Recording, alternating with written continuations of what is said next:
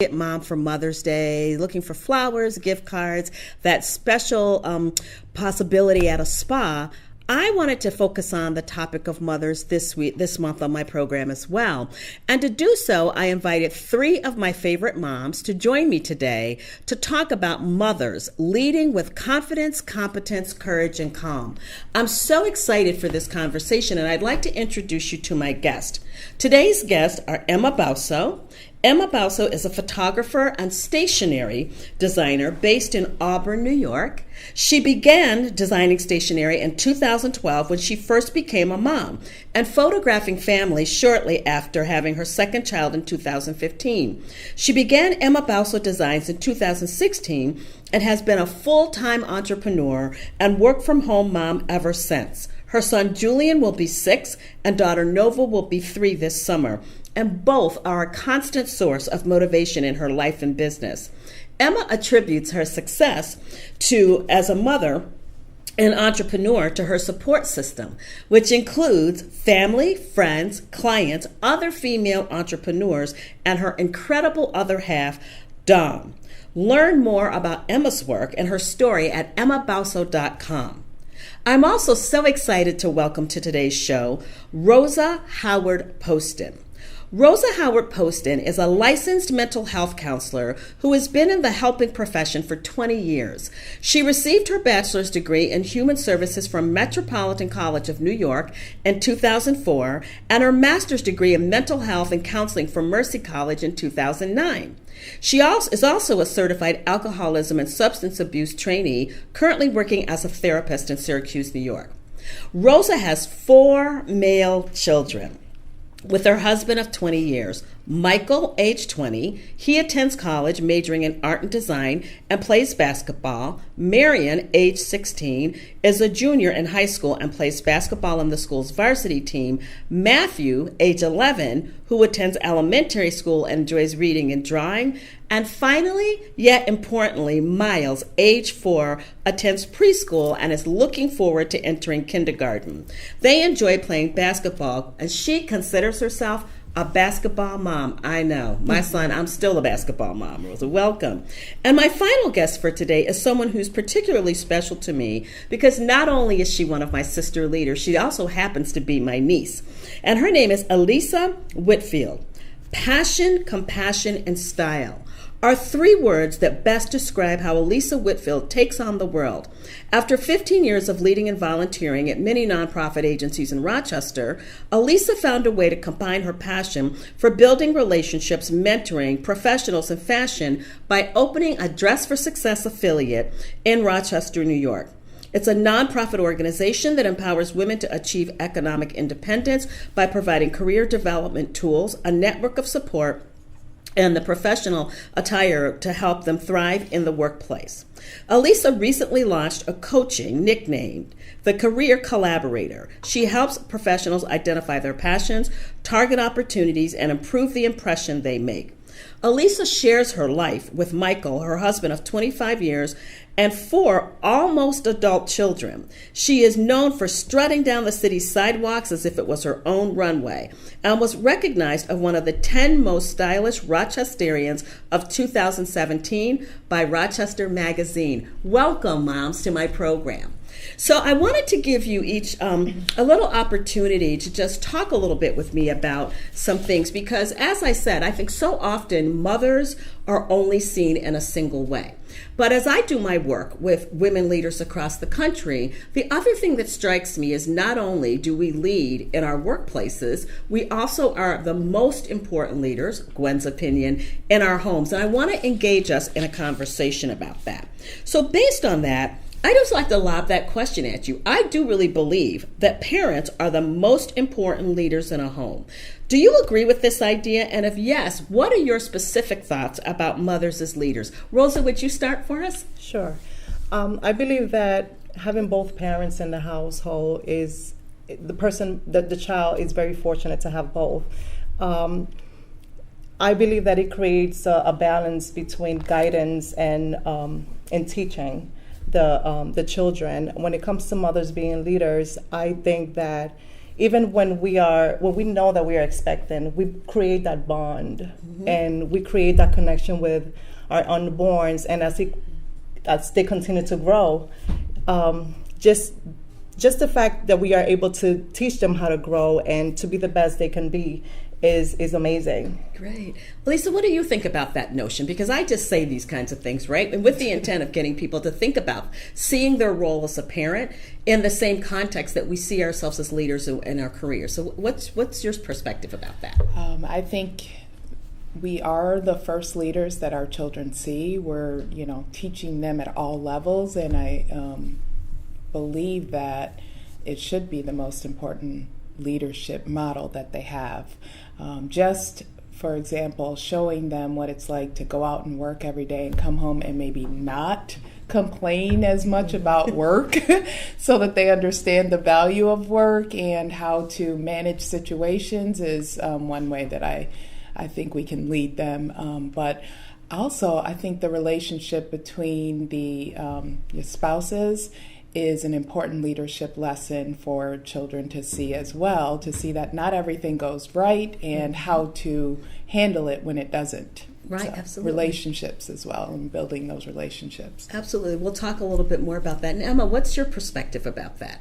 Yeah, I would echo everything that Alyssa had to say and just add that I think that it's really important to lead by example, and that goes in every aspect from, our work to how we handle chores around the house and food, nutrition, being kind to others, and pretty much everything. I think, both sets of parents are in some aspect a leader, and together, yes, we are leaders, but I think moms are like the number one leader in our kids' lives, just Right. because, I can only really speak to my experience, but in our household, pretty much what I say kind of goes. So, yeah, it's a role that I don't take lightly. I'm so excited to hear all of you think about that, because I also often tell people not only am I the CEO of my company, I'm really the CEO of my household as well.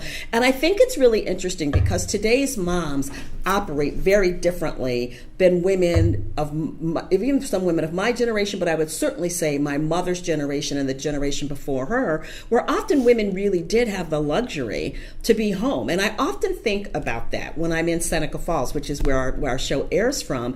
And so when I think about Elizabeth Cady Stanton being here in Seneca Falls, in her home with, I think, between 5 and 7 kids.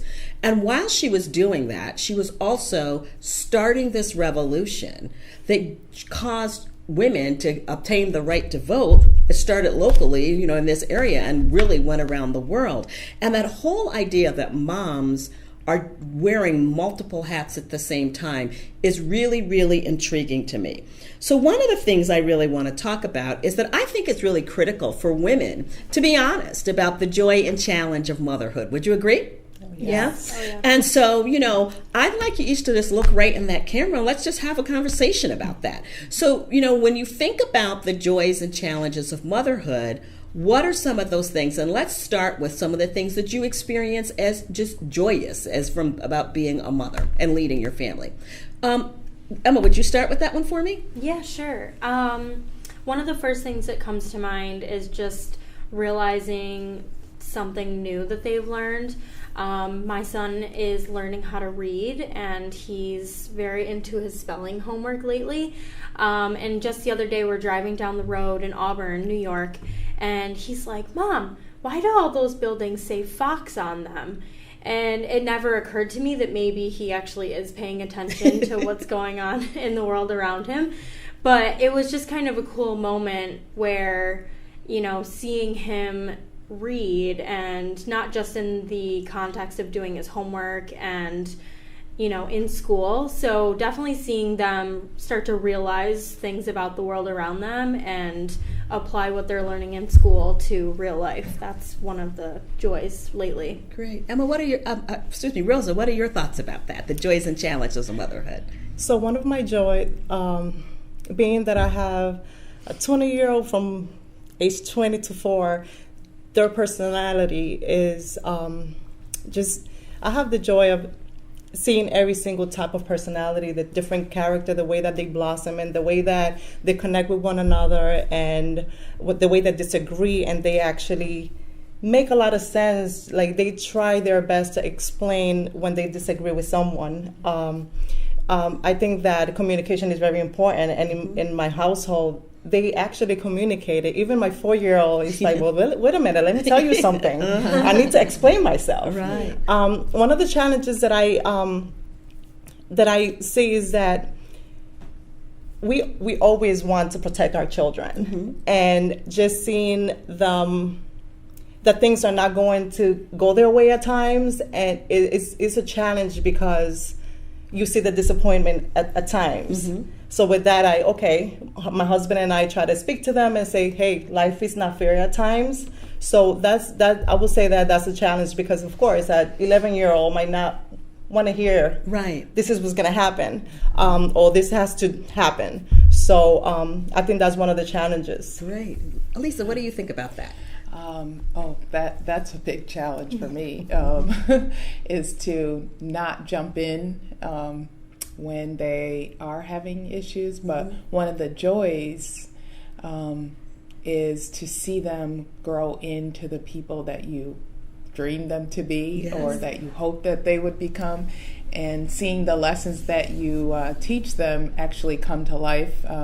One example I can remember is during the whole election period, my daughter, who at the time was only 16 and just couldn't wait till she could vote, but they would have these conversations in school, and she began to see a divide, and how certain conversations were leaning toward Trumpisms, I guess they're calling them Trumpisms, and things that were just really not conducive to her beliefs. And she just said to me one day, I don't need to be around people like that. Why would I want to be around people who believe that way and think that way? And I was always telling her, you should talk to everyone. And she's like, no, I don't need to talk to everyone, because I'm a person who talks to everyone. And I had to let that go and say, you know what? She can make decisions for herself, and decide who she wants in her life. So that was a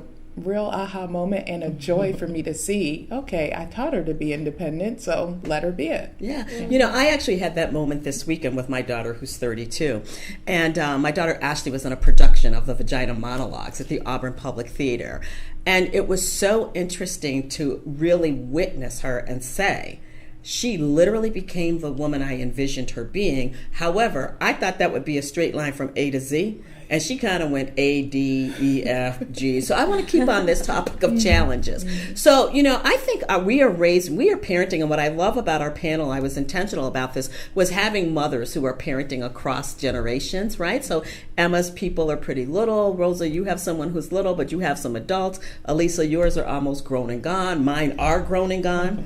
Well, grown and gone, like kind of. They come and visit and eat my food, but they don't live with me. Let me say that. And I think that we are all trying to parent and mother and raise children in really challenging times. That young people have so many things to distract them, that they also are getting information from lots of other places. We used to do our Sunday meeting as a period of, we call them the detox session, like, what did you learn today? And let me detox your thinking about that, right? So talk to me a little bit more about some of the challenges of being a mother in a time when there's so many other people placing information in front of them and thoughts and ideas. How are you navigating that? Because I'm observing that kids are having minds of their own early on, because they can, see what from Spider-Man says to the president. Right. So who would like to start with that? I'll start. Thank you, Lisa. Yeah. One of the things I've noticed is they have access to so much information that it's important for us to be able to talk with them about the information that they're getting, because a lot of times it's so fast that they don't dig deep to find out where it came from or where it originated, meaning the thought originated. They might just see a blurb and say, hey, this is how I feel about that. So I like to have discussions like, well, why do you think that way? And what made you decide to do that? And of course they get annoyed with me because of it, because they feel like I'm just kind of trying to be in their business. But I'm always looking to find out why they're making these decisions or speaking in that way, just based on hoping it's not based on a blurb they saw on Facebook or Instagram. Yeah. Emma, what are your thoughts about that? So hearing you talk about it in that way kind of puts me into the future, thinking about how the type of information that my kids, who are almost 3 and almost 6, are consuming now. Because right now, it's like YouTube Kids types of stuff, not as much like news and current happenings. But right now what I am noticing is that by giving them these tools for digital consumption, like tablets and phones and all that kind of stuff, it's been a challenge to kind of give that to them and then see where maybe we need to reel it back a little bit, because maybe we've given them too much. And we, especially once you have a second child, you are like, okay, you need a little bit extra time for yourself, so you end up giving away the screen time a little bit more liberally than maybe you do with your first child. So it's been interesting to see how that screen time affects them even at these young ages, and how maybe we need to be a little bit more intentional in how much time we give them there. Absolutely. Rosa? I pretty much tend to ask a lot of questions.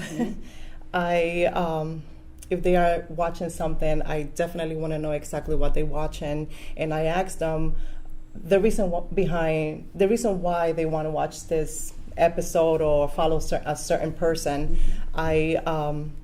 If they speak in a certain way, if they act in a certain way, I definitely point that out. My husband also points that out, and sometimes we have these little sessions that we take them individually and go out, whether it's to dinner or whatever they may want to do, and we also have family time to check in with one another and discuss what's out there, the pros, the cons, and pretty much what we try to do is let them know how the community is, how society view them, how society might make judgments, and by the way they carry themselves, by the way they speak, or anything like that. So I think it's important to just have those little meetings within the household.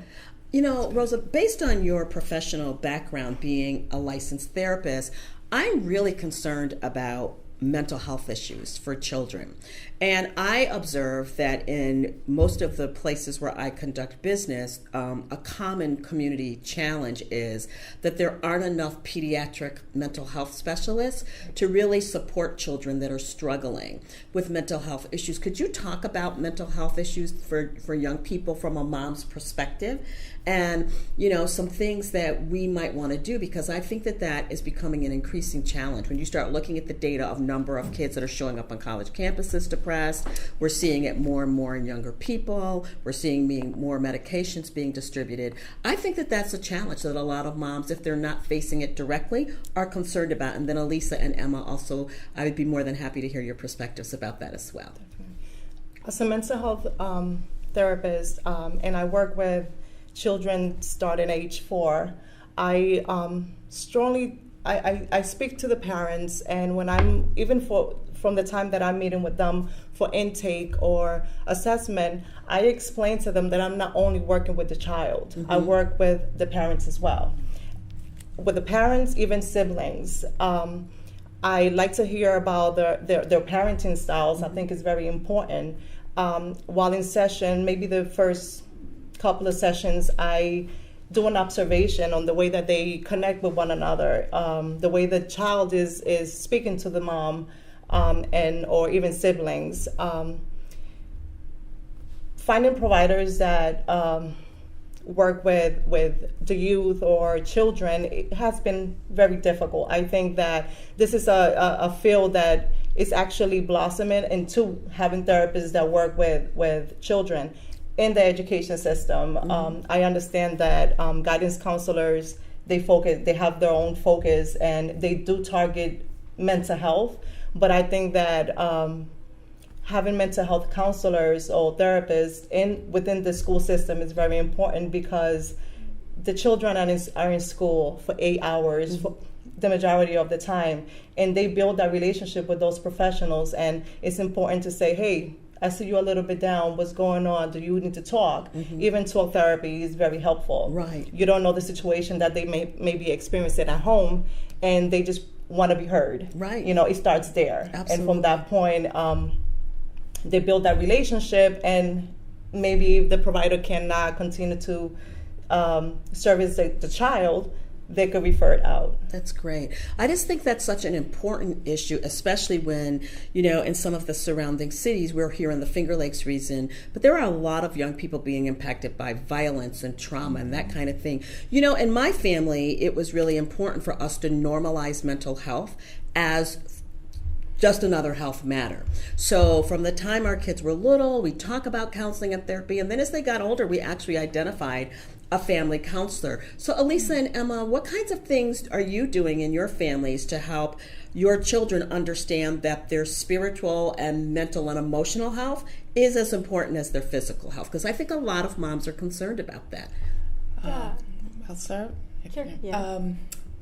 For me, we never brought up mental health or counseling, any of that, because I didn't know that was something that needed to be done. So I just was intentional about making sure that my children knew they were loved and knew that their opinions mattered sometimes, not all the time, but just being open and honest with them about our beliefs and how we operate in the world. So I never really thought about it. But now when I see children suffering from mental health issues or low self-esteem and things like that, I'm really grateful that we didn't have any of those issues in the home at that time. But now I'm always checking in with them, asking them, are you okay? Do you need to see someone or talk to someone about this? But growing up, we just didn't do it. I think that's common in a lot of families, that we don't do that. And I think we're a really great diverse panel of women. I think it also has a cultural context as well. Emma, what do you think about that? Because you've got little people, so you're building spirits and strong emotions now as well. Well, I think it's important to identify the kinds of language that I want my kids to take on in order to communicate their emotions.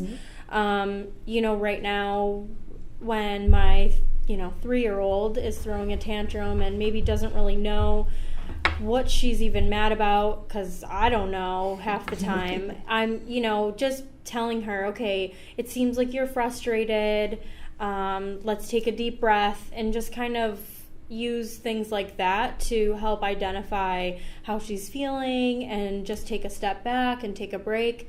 And my little guy, he is already really good at knowing when he needs a break from somebody who's just getting him way too mad, helping him identify what triggers him, and giving him tools right now to kind of move past that before he blows up or does something that he shouldn't do. So that's kind of where we are in terms of mental health right now. Great. Thank you so much. So I want to talk about something out loud that I think a lot of moms experience, but we don't always have an opportunity to just talk about it. And so I want to talk about mother guilt. And I can say that, as I mentioned, my kids are grown and mostly gone, but I still find myself through the course of the day feeling guilty, like maybe I haven't seen them enough through the course of the week, or am I being the right kind of grandma or grandiva, as I call myself, that I would like to be. And I really pay attention to how carrying guilt impacts my perspective as I'm mothering my children. Am I the only woman in this room that has this issue? If not, Emma, would you talk a little bit about that? And we'll, again, just go round robin again. Yeah, so I work from home, and my office is literally in my living room. So a lot of times when I have extra work that I need to get done when my kids are home, or, you know, it's on the weekend or in the evening sometimes, I do feel guilty that, you know, they're sitting 5 feet away watching TV while I just do that one last thing that I've got to get done. But I also try to be really intentional about how I spend my time when they're in school or at daycare, so that I can try to avoid that time where I feel like I should be spending time with them, because there's always that should, you know, should comes up a lot when you're thinking about guilt. Yes. Like what else should I be doing, or should I have done that? So that happens a lot for me between, you know, mothering and being a business owner is how I divide my time. Great. Yeah. What about you other moms? So we're leading and we're so focused, and the word intention is coming up a lot, so I'm going to circle back to that. But we're so busy trying to get it right and be perfect. You know, I think that perfection kills women, frankly, the notion that you need to be. But so how are you handling those? I mean, talk to me about your own experiences with guilt. Then I want to loop back around and talk about, so what do you do about it? Okay? Because I think a lot of moms feel this way. We just don't say it out loud. I will say that at times I feel guilty about any little thing, but saying no to them and being stern by my decision, even hurting their feelings at times, I go to the room or remove myself from the situation, and I'm like, gosh, like, I feel terrible. But and one thing that I just thought about too is my 11-year-old residing, when I was living in New York City, before we relocated, I was working so hard. I was working so much, I will see my sons at 9 o'clock at night. And my 11-year-old said to me, I don't see you. You're not home. We don't do things. And that really woke me up. We are so busy trying to, like you said, make it right, follow up with whatever our education or professional careers, and sometimes we might be there but not really there. And a way that I'm able to handle my guilt is explaining to them. I'm able to explain, okay, this is my decision, and the reason behind this is because of this, and that. I don't say that I have to explain myself all the time. It's very minimal, but I want them to understand so they can move on and can have a better understanding. Yes, I get that. Alyssa. That's good. I don't have a lot of guilt for just the day-to-day trying to be a mom, but there are some examples I can think of, and they have to do with myself. So time management for myself is a big thing. I try to do and be everything to all of them. So I feel like sometimes I take over when they just might mention to me and say, oh, Mom, I'm thinking I might want to be a pilot. I'll go out and get pilot licenses and try to make sure they go and do it. So it's like creating every opportunity for them, kind of feeling like I didn't have this, so I want to make sure that they get every single opportunity. And then it's too much. They're doing too much, or they're not getting just the quiet time or the things that they might need from me, because I'm always out there trying to get them into something else. Yes. So that is one thing. And my daughter actually came to me as she is about to start college in the fall, saying to me, sometimes you just need to listen and not do something about it. And I said, oh, okay, well, you don't understand. No, you just need to listen was the word. And so I'm learning that now as I have 25-year-old, 22-year-old, and then the 18-year-old, that sometimes I just need to listen and not go out and try to do whatever it is I think I should be doing. Yeah, I so hear that, because I think that's a challenge. That's actually feedback that my adult kids would give to me as well. And that I do think that in our quest to be great moms, that we can do what I call overfunction. I had a really interesting experience with my son when my daughter, when they were little, and Sundays used to be the sacred day for me at my home, because that would be the day that I could spend time with them. And I had a client that was a school district, so I prepared the dinner and everybody's sitting around. Lisa knows these dinners we used to have at my house, and all of a sudden I start crying, like I'm boohoo crying, and I, when you're crying as a mom and you want people to have sympathy for you, not a person on Team Webber-McLeod was feeling bad for me. And they're like, why are you crying, Mom? And I said, oh, I feel so terrible. I'm leaving every Sunday. And my son, who was little, puts down his fork and says, Mama, you the only kind of mother I've ever known. And my daughter says, yeah, Mom, like, when have you ever been a stay-at-home mom? And it was a click for me in that moment that I think a lot of women spend time thinking that their children are being victimized by their careers, when in fact the reality is we are the only kind of moms that they've ever known. And I think that even my friends who are staying at home moms have similar experiences. So I loved that theme of trying to find ways to be fully present when we're with them is really critical. That old cliche about quality over quantity, I think is really applicable to mothering. I'd like to talk about something else, because I think being a mother is still my priority. It's the most important leadership responsibility I have. I also find that it's equally exhausting, and that a lot of moms just don't take time for self-care. So I'd like to ask you if you do, and if you share your self-care secrets with the parents, the women that are listening with us, and so that they give themselves permission to take a break. Would you go first, Rosa? Oh, sure. What's your self-care strategy? I go by, you have to love yourself before loving anyone else, or caring for yourself before caring for anyone else. And part of my self-care is, and of course as a therapist, I do positive affirmations. I like to meditate. I do a lot of, when I'm driving 45 minutes to home, maybe the other drivers think I'm crazy lady because I'm talking to myself. I talk to myself, and you will see my expressions, or I'm playing music and you will see me kind of dancing, and I just look at the other people like, hey. But with the type of work that I do, I need that time. I know that, okay, here's my main job. I'm going home. I have to take care of, everyone. So let me just re-energize. So that's my time. Like in the morning, positive affirmations I think is very important. You have to stay positive. You have to concentrate. I love aromatherapy. So when I meditate, I use aromatherapy. I even have a diffuser in my car. And I think that self-care is the priority. At times I thought, I'm being selfish. Even taking I call it timeout. I put myself on timeout at times, and I tell the boys, Mommy's on timeout. My 4-year-old is like, Mommy's on timeout.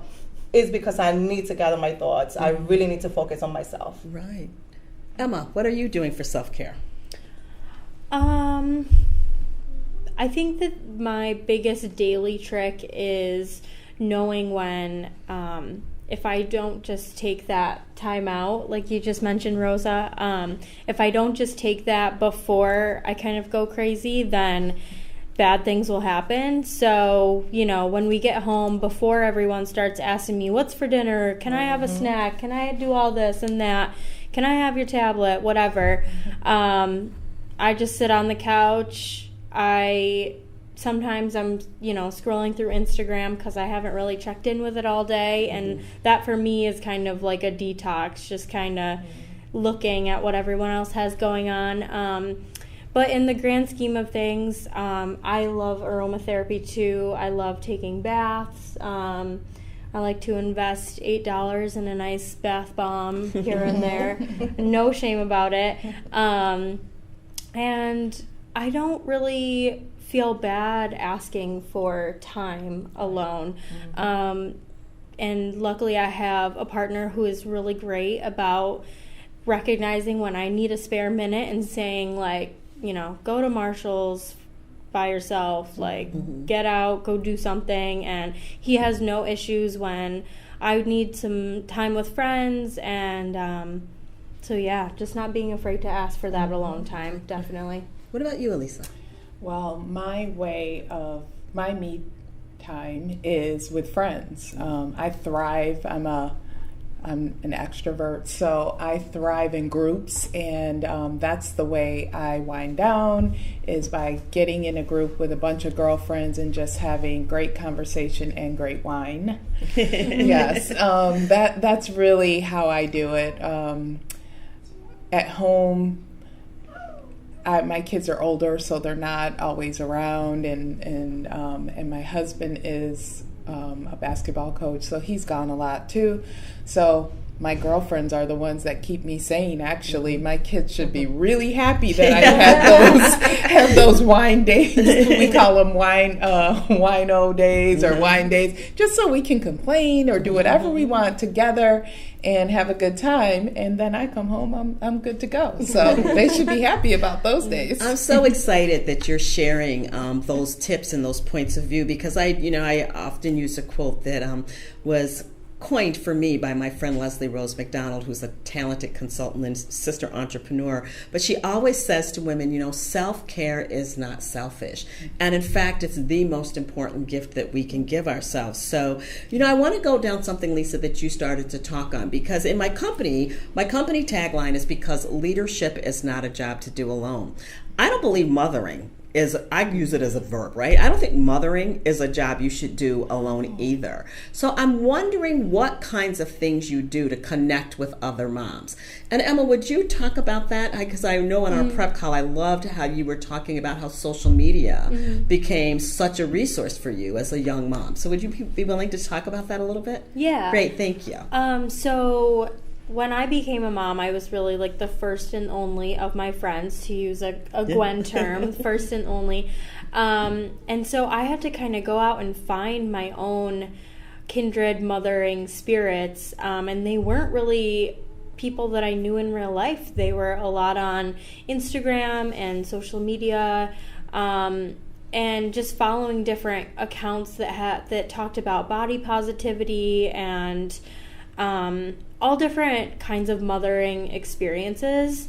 That really helped me kind of look outside myself and my own experiences as a daughter, to kind of think about how else I could be a mom. And then as I got really comfortable with that kind of online sisterhood, I started to look outside into my community and find some other moms that I had similar styles of parenting with, and I found a really great co-op that's out of Skinny Atlas that we get together every week and play, and it's been a really good source of community and sisterhood. So yeah, it's definitely really important to figure out what kind of other moms that you want to surround yourself with, and then go out and find them and just get yourself right in there and be with them. So how are you connecting with other mothers, Rosa? I have a group of friends that have the similar age group of children that as I do, and there's times that we go to lunch, we go to dinner, and that's exactly our time to brainstorm, to provide each other feedback on, okay, this is happening, what would you do in this situation, or encourage one another, just to know, I understand you, I hear you, this is, you're not alone. So that's I think dinners and lunch is the best thing, at least on a bi-weekly basis, we get to meet. Great. And Alyssa, I heard about you in the wind down days. Yeah. What else are you doing, woman? Well, when my children were younger, I was always on some kind of bleacher, They played sports, and that's where we would have these conversations about, other moms would be there, and we just talk about what's going on in our kids' lives. And it became almost like this judgment-free zone, because we started to talk and, oh, that happened to me, or this teacher, he's having problems with this teacher. So we would just have these conversations on the bleachers, sitting there freezing while watching the kids. And I was just always honest about what was going on. So I think if you can be honest about your situation, and it will help other mothers to be honest about what they're going through, and then you realize we're all in the same boat. Yes. We may go at it a different route, or you have single moms, you have two-parent households, you have so many different dynamics, but kids are kids. Right. And they go through the same type of issues. So we all just learn from each other. And I think I could say we took solace in knowing that we're all going through the same situation. So I always found created deep relationships with these moms because we were honest with each other. Right. I think that mothers are really also mothering in challenging times, because the sort of one of the challenges about social media is we all look so pretty and perfect, when we're posting to Facebook, and little do they know that probably an hour before we had lost our whole entire minds, right? Trying to parent one of our kids. And I can't, accent this point enough. I think that there are way too many moms who are in isolation, out of fear that if I really tell the truth about what it's like to be a mom, that I will be perceived as not being a good mom. And I think that isolation can really negatively impact us. So I'm so excited that we're also sharing the importance of connecting with other moms, because right now to this day, I have to tell my daughter, I have never been the mother of a 32-year-old woman with a baby. Let me get myself together, and I'll talk to somebody who's got a daughter that age and say, okay, so what do we do with this? And so I think that's so important. So moms, as you're leading in your homes, we really hope you're hearing to make sure that you're connecting with other moms on a regular basis and speak your truth about it, because there truly is joy and challenge. I love this African proverb that says it takes a whole village to raise a child. And I think that I truly gave birth to Ashley and Travis Webber-McLeod, but I also mother lots of other young people and young adults. And I'm wondering how you extend your mothering into your community or into your circles of friends. So Rosa, would you talk about that a little bit? Sure. I've learned that I'm that family member or the friend that people go to for advice, and even children come to me, hey mom, it's over here, she's gonna meet with you, but I have a question, and I even had experiences where when my kids have company, they see the structure that I have at home. They see the connection that my husband and I implemented, and they actually follow it. Some of them are looking forward to follow that structure. They know that we have expectations for our children. So with that, we welcome everyone. We have an open door policy, and the only thing that we ask of them is to follow the structure that we have implemented. If they're struggling with that, we definitely have the time to sit down with them and say, hey, what's going on? How can I help? I love that. I love that. Alyssa, how are you extending your mothering into your community or your circle of family and friends? Well, I don't call it mothering just because I have enough kids. Right? I don't want to be anybody else's mother.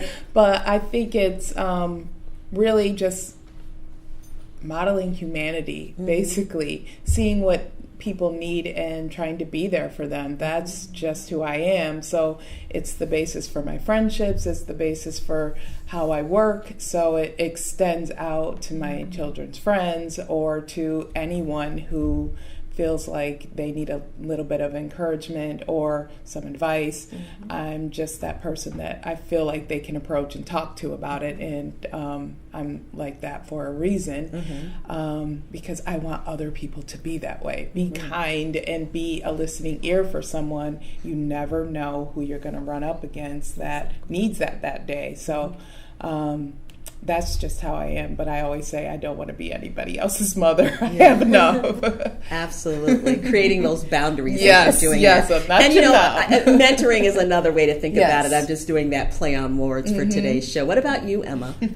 Yeah, I mean, I could certainly echo what Alyssa just said about part of my personality being of service to others and just wondering how I can give something that I have to them, which might be love, it might be advice, it might be just a little bit of my time, and just being warm to people, because like Alyssa said, you never know when somebody's going to need something, and when, all they need is a lunch date, if it's a friend, or if it's a kid at my son's school, if maybe they just need a hug, I just want to be that person that is able to give a little bit of extra love, because there's enough to go around. So you've all used the word intentional or with intent all throughout our conversation today. So I like to think of myself as being a very intentional mom, from the perspective that in partnership with my husband, we established a family mission statement. We have a vision for our kids. We're operating from this set of values and things that we, Lisa, very much like your 3 words, right? Those things you say about yourself. There are words that are common in our family that we have really focused on. And maybe you're not using that exact way to describe yourself. I remind myself that I want to be an intentional mom, but I'd love to hear a little bit about, as you're leading in your household, what are some of the intentions you have for your children and your family? Would you go? Mm-hmm.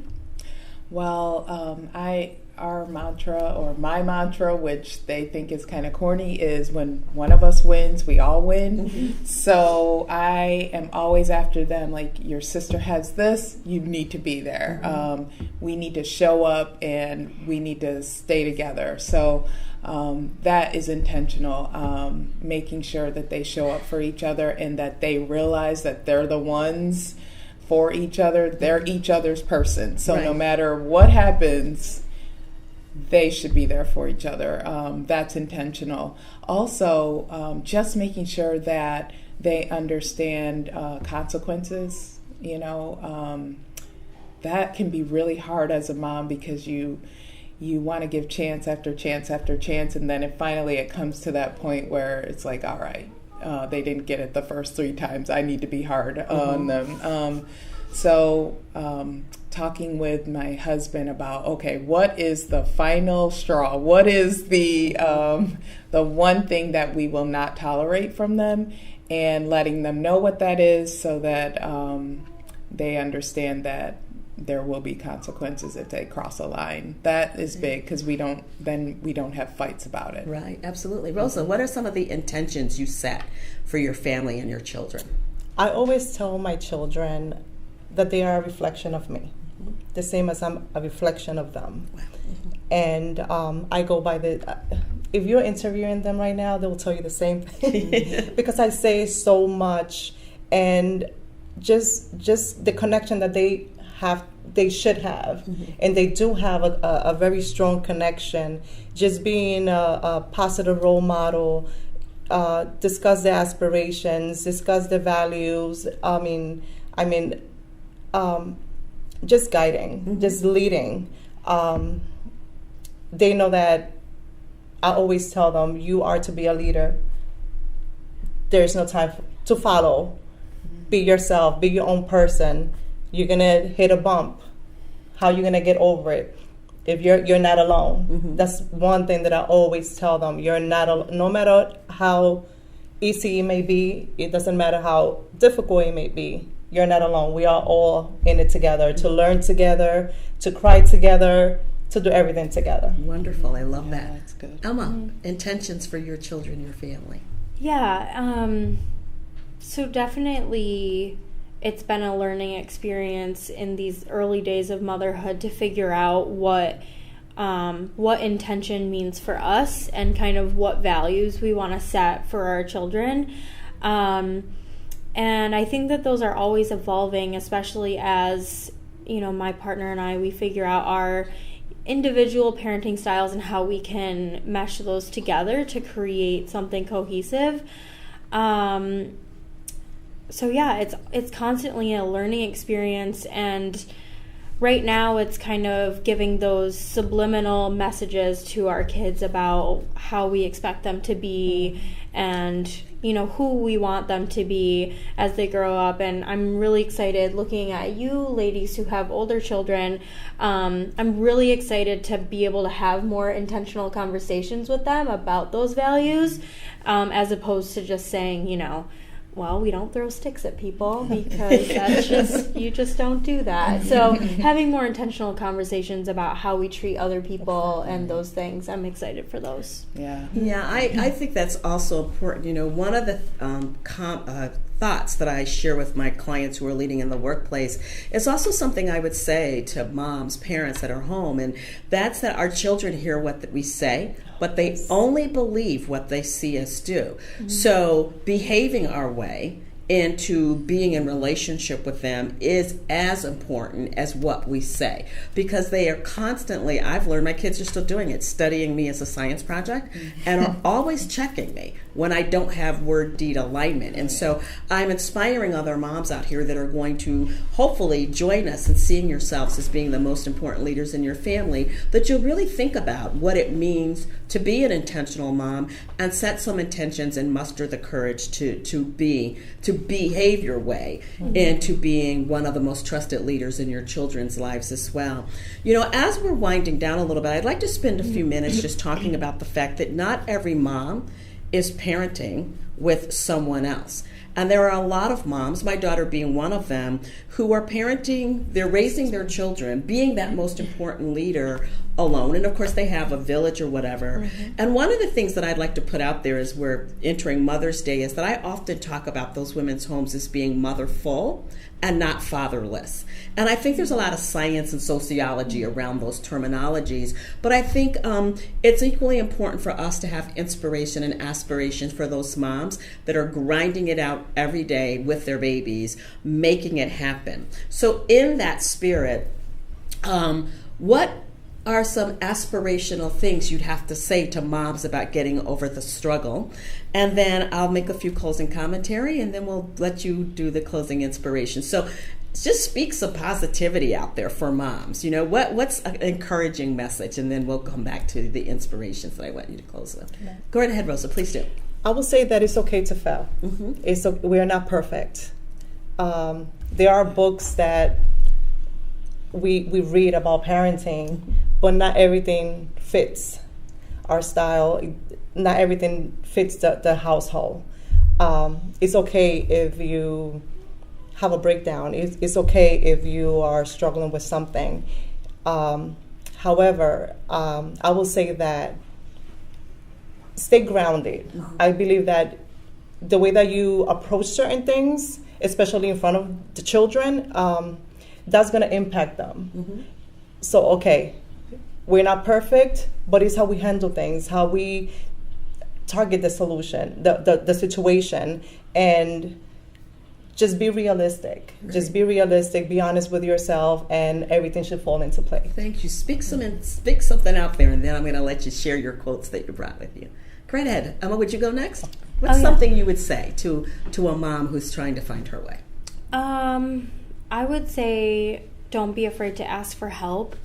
There's been so many times when I'm like, no, I just need to figure this out myself. I need to just do this. It'd be too hard to ask, these people for help. And while sometimes that's just going to be the case and you are the one and only, there are so many times where, if you just think a little bit outside the box about who maybe you can ask for help, whether it's physically or emotionally, do it, and just don't be afraid to ask, because people like to be of service and people like to help. So, Lisa, something quickly, and then I'll let you share what your thoughts are. I would say that don't stop looking for the balance, because there really isn't any balance in being a mother, whether you're a single mom or a mom with a dad in the home.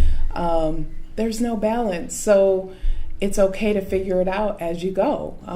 I think that is where the fun comes in, because your kids actually see you trying to figure this out, and it helps them come up with solutions as well for the family. So that's one piece of advice I could give is it's okay not to be balanced. We're not all going to have it all together at all the right time. So it's okay to show that.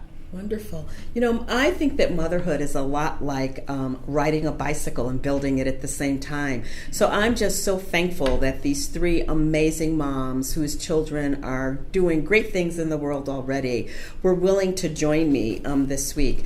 And I always like to close my show with an inspiration, and I asked each of them to join me today by sharing a quote that they would just like to leave for consideration for their other moms that are out there listening to us. And this show will go broadly because it's a podcast and we can all share it with other moms. So just quickly, a quick quote or an idea that you'd have as a closing thought, and then I'll wrap us up. Alyssa, would you go first? Quick quote. It ain't over till it's over. I don't know. I'll say that because I have 25-year-olds, and I feel like I'm doing more now than I did when they were 3. Absolutely. I'm checking in on them, and they don't call back right away when they're 25. So, yeah, just remember, moms, and I get this advice from a lot of other moms with kids who are in their 20s, that it's not really over when they leave the house. Exactly. So it ain't over till it's over. I love that. Rosa, how about a closing quote or a thought from you? I do have a quote. There is no way to be a perfect mother, and a million ways to be a good one. But in that, I also wanted to add, if it's okay, that on my way here, I was talking to my mom, and she said to me, this is the way that I was brought up, and pretty much what I do with my children. It doesn't matter what the situation may be. If you're upset, you're having a bad day, the children are upset or anything, never go to sleep or never leave without saying, I love you. That's amazing. And letting them know how important they are in your life. Thank you. Emma? I don't have a quote, but one thing that I want to, an inspiration that I want to leave with is to never stop being your own mother. And in that, there's like kind of two sections of that. So in one way, it's never stop mothering yourself and figuring out what you need and how you can grow. And then on the other end of that, be your own, a new kind of mom. Absolutely. And kind of take from your village what you like about their style of mothering and make it into your own, and be unique about your own mothering experience. Well, I'd like to thank you so much for joining me today, Alyssa Whitfield, Rosa Howard, and Emma Bauso. And just happy Mother's Day to all of the moms out there. And just know that every great leader who's leading in your community, your state, or your country is a direct result of you. So because of us, every great leader exists in our country today. And I want to thank you so much for all the contributions you make to your community, your state, the world. Mothers unite, and just have a great, great holiday season. This is Gwen Webber-McLeod. I'm the proud host of Living and Leading in and on Purpose. Please stay tuned. Next month, we're going to continue this conversation by talking about being a father who leads with confidence, competence, courage, and calm. Happy Mother's Day, moms.